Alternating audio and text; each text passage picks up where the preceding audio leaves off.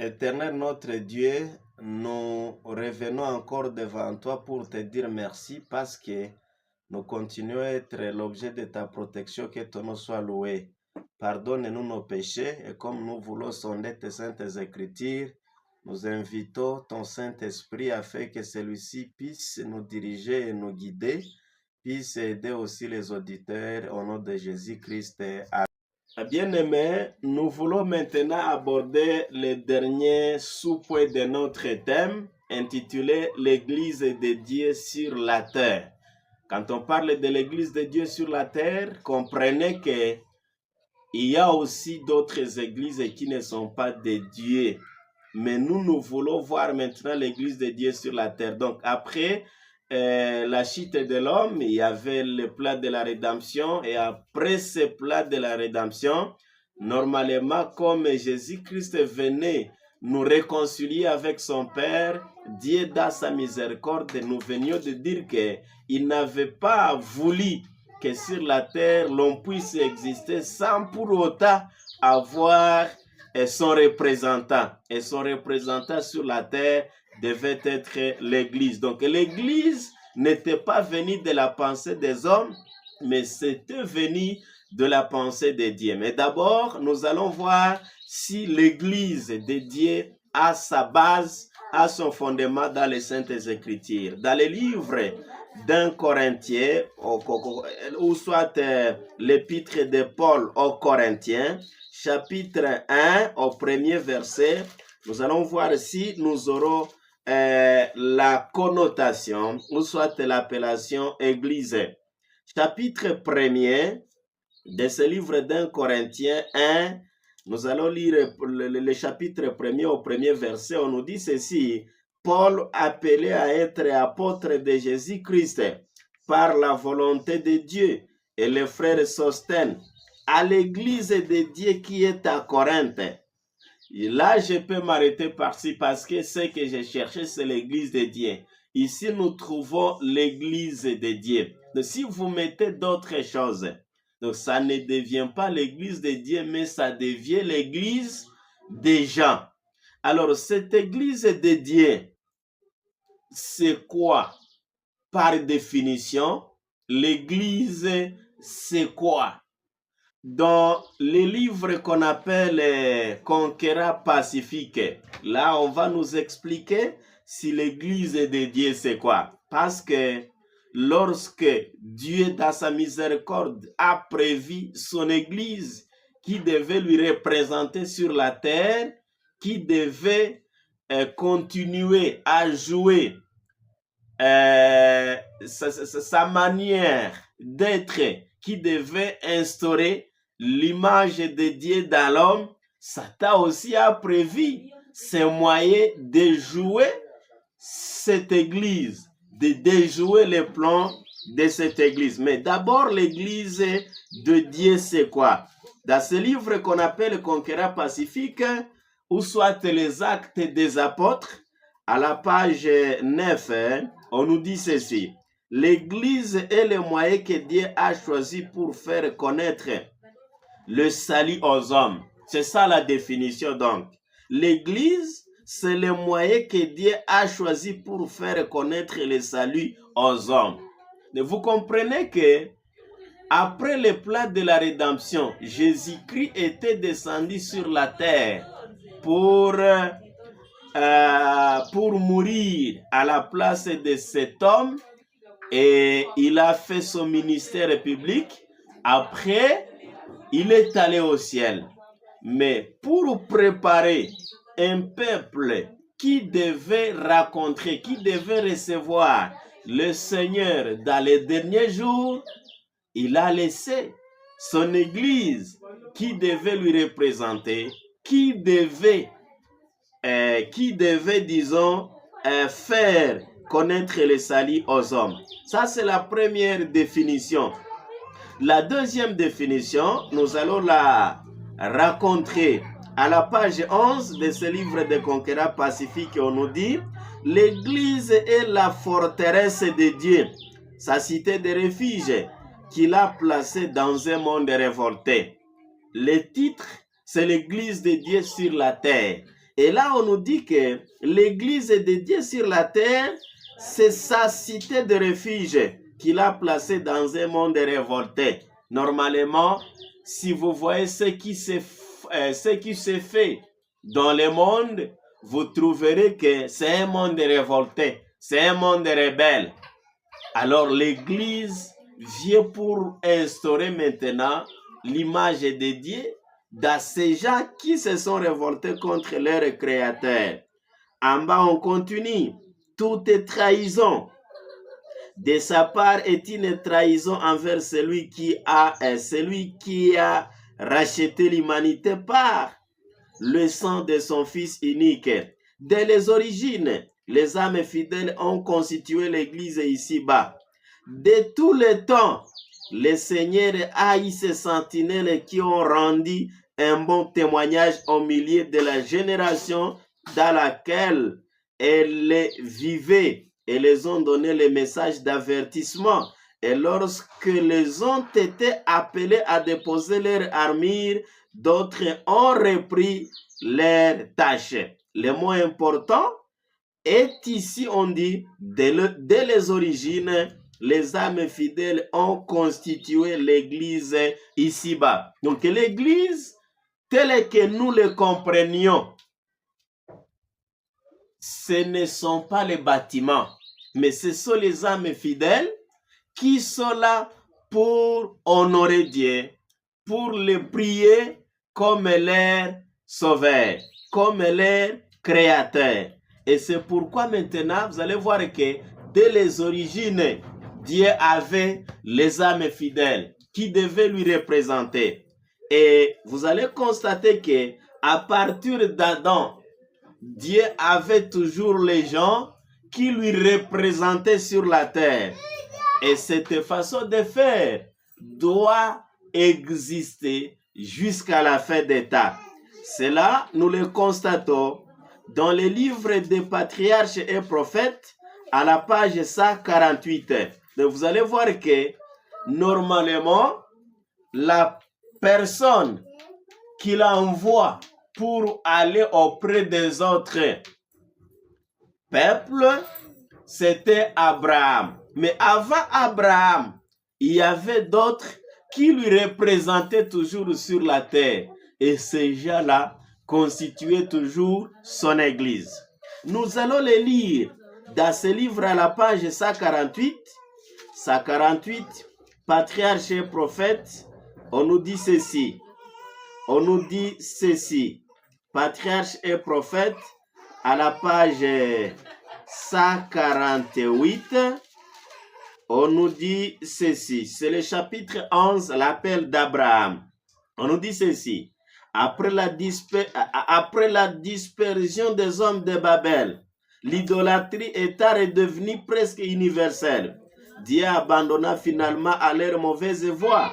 Les pécheurs endurcis et se choisit un des descendants de Sem, nommé Abraham, afin de faire de lui le conservateur de sa loi pour les générations futures. Donc l'Église, en d'autres termes, ce sont les conservateurs. C'est la conservatrice de la loi de Dieu. Abraham avait grandi au sein de la superstition et du paganisme.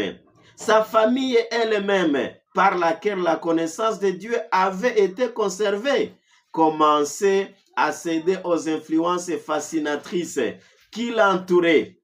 Elle servait d'autres dieux que Jéhovah. Mais comme la vraie foi ne pouvait pas s'éteindre, Dieu s'était toujours conservé un petit nombre de fidèles. D'un siècle à l'autre, sans brèche ni interruption, Adam, Seth, Enoch, Méthusela, Noé et Sem s'étaient transmis le précieux trésor de ces révélations. Donc, vous comprenez que l'Église de Dieu commence depuis Adam, parce que après sa chute, Adam a demandé pardon de son péché et Dieu a continué à déposer ses merveilleuses entre les mains de Seth. Après Seth, c'était Enoch. Après Enoch, c'était Méthusela. Après Méthusela, c'était Noé. Et après Noé, c'était Sem. Et c'était maintenant les descendants de Sem qu'on appelle Abraham. Donc vous comprenez que l'église, ce ne sont pas les bâtiments comme les gens peut-être les pensent, mais ce sont les conservateurs de sa loi, ce sont les gens qui sont là pour faire sa volonté dans un monde révolté. Après Abraham, c'était les enfants d'Israël.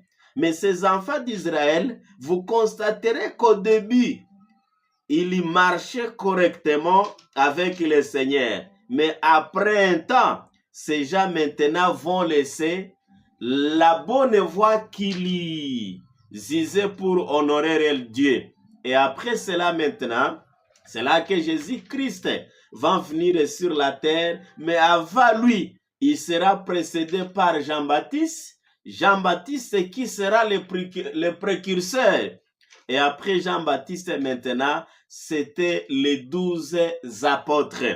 Frères et sœurs, nous n'allons pas enseigner aujourd'hui l'histoire de cette église, mais nous voulons voir seulement si cette église de Dieu est là comme quoi et quel est son objectif.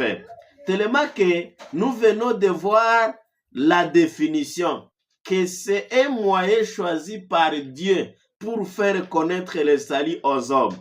Nous allons lire encore à la page 14 une autre définition. À la page 14 de ce livre des conquérants pacifiques, là on nous dit ceci, mais nous étions d'abord à la page 13, là où on nous disait que l'église de Dieu est le siège de sa vie sainte et le jeu de nombreuses prérogatives.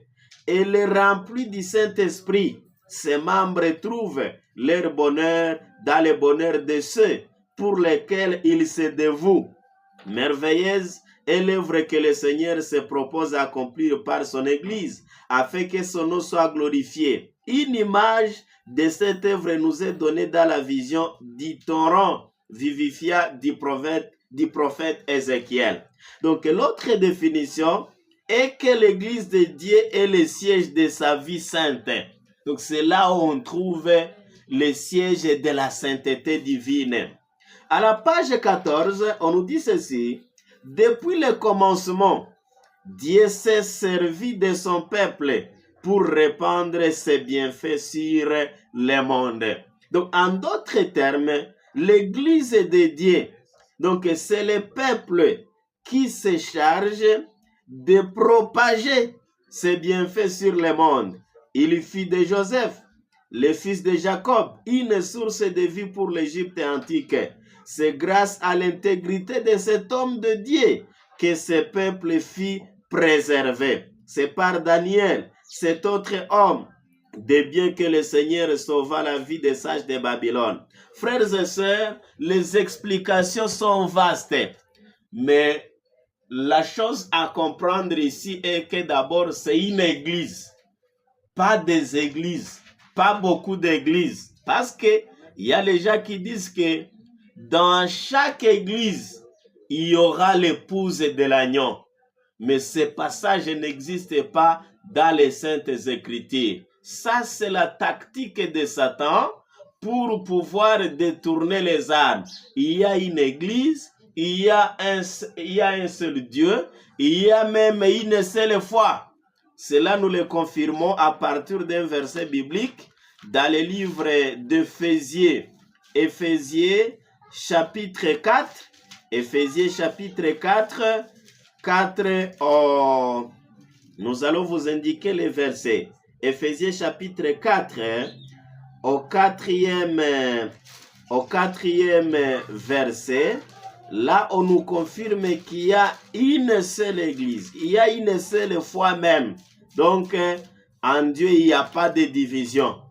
Éphésiens chapitre 4, au 4e verset on dit ceci. Il y a un seul corps et un seul esprit, comme aussi vous avez été appelés à une seule espérance par votre vocation. Il y a un seul Seigneur, une seule foi et un seul baptême, un seul Dieu et Père de tous, qui est au-dessus de tous et parmi tous et en tout. Vous comprenez qu'en Jésus-Christ, il n'y a pas de division.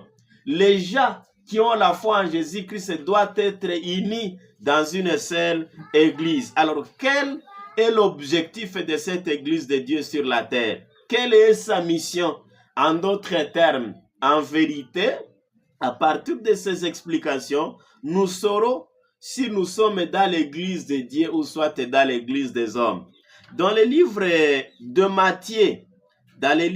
Matthieu, avant Matthieu, nous allons lire d'abord Colossiens, dans le livre de Colossiens, chapitre 1 au 17e verset, nous allons voir d'abord la tête de l'église, c'est qui?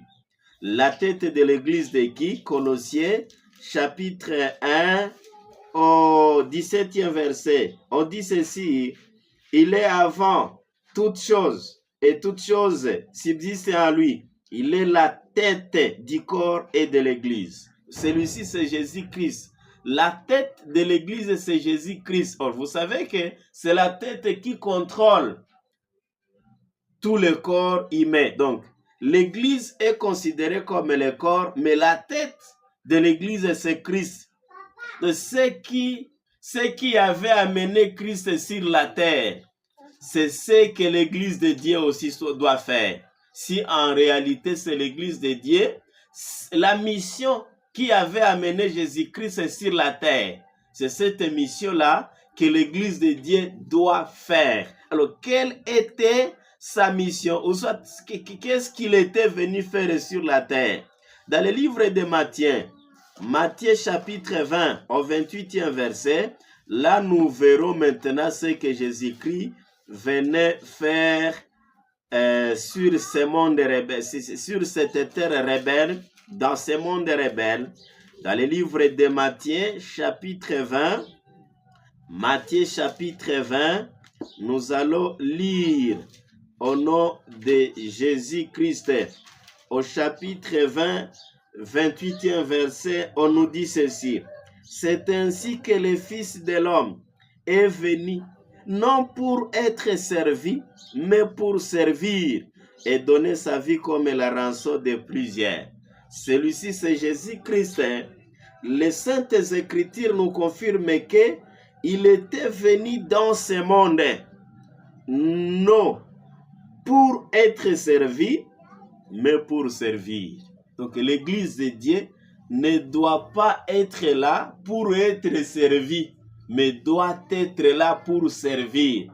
Nous allons confirmer cela avec un passage du livre de l'Esprit de prophétie à la page de ce livre 9. La mission de l'église de Dieu, c'est laquelle? À la page 9, on dit ceci. L'église est le moyen que Dieu a choisi pour faire connaître le salut aux hommes, établi pour servir et là pour mission de proclamer l'évangile. Donc vous comprenez que l'église est là pour servir, pour travailler pour les autres. Pour dire les serviteurs de Dieu sont là pour travailler pour les autres. Mais vous constaterez qu'il y a beaucoup d'églises, beaucoup de pasteurs qui sont là pour être servis. Au lieu de servir les autres, et ils sont servis. Ça, c'est le contraire de la volonté de Dieu. Donc, la volonté de Dieu est de faire sa volonté. Or, Jésus-Christ était venu sur la terre pour servir. Et ici, on nous dit que l'Église est le moyen que Dieu a choisi pour faire connaître le salut aux hommes, établi pour servir. Et sa mission, c'est de proclamer l'Évangile. Donc, l'argent de l'Église est là pour aider les gens qui sont opprimés et travailler bien sûr pour la recherche des âmes dans l'évangile. Point barre. Et pour terminer, nous allons lire dans les livres de Jacques chapitre 1 au 27e verset, c'est dans la mission de l'église ou soit dans l'objectif de l'église de Dieu sur la terre. Frères et sœurs, à partir de ces explications, à partir de ce que nous voyons, on saura si est-ce qu'en réalité toutes les églises sont de Dieu. La réponse est faux, parce que nous avions vu que dans le livre d'Éphésiens, que Dieu a une seule église. Et les gens qui croient en Jésus-Christ doivent être unis, doivent être un seul peuple et ils doivent avoir un même objectif. Le fait d'avoir la multiplicité d'églises sur la terre, ce n'est pas la volonté de Dieu parce que Jésus, avant d'aller au ciel, dans le livre de Jean 17, il avait dit qu'il faut que tous ceux qui vont croire, tous ceux qui vont croire, normalement, ils doivent être un, comme je suis un avec mon Père. Alors, dans le livre de Jacques, chapitre 1, au 27e verset, c'est là qu'on va terminer. Dans le livre de Jacques, nous cherchons ce livre. Dieu merci, nous venons de trouver chapitre 1, au 27e verset, on nous dit ceci. La religion pure et sans tache devant Dieu notre Père consiste à visiter les orphelins et les veuves dans leurs afflictions et à se préserver des souillures du monde. Donc la caractéristique de la vraie église de Dieu sont à deux. D'abord, c'est une religion, c'est une église qui visite les orphelins et les veuves dans leurs afflictions. Deuxièmement, c'est une église qui se préserve des souillures du monde. Donc ce sont les gens qui sont dans le monde, mais qui ne se comportent pas comme le monde. Et il se focalise sur la parole de Dieu, pas sur ce que font les gens du monde. Bien-aimés, si Dieu nous accorde le temps, prochainement nous verrons maintenant l'organisation de cette église de Dieu. Comment cette église s'organise, le fonctionnement de cette église de Dieu. Mais pour aujourd'hui, on voulait donner, disons, la nature, l'idée générale, l'apparence de cette église de Dieu sur la terre, mais dont le grand objectif, c'est de faire connaître le salut aux hommes, aussi de servir, ou soit de représenter Jésus-Christ sur la terre, comme il est allé nous préparer notre demain. L'église de Dieu doit préparer les gens maintenant à la rencontre du Seigneur. Que Dieu nous bénisse, qu'il bénisse sa parole et qu'il bénisse aussi les auditeurs. Au nom de Jésus-Christ. Amen.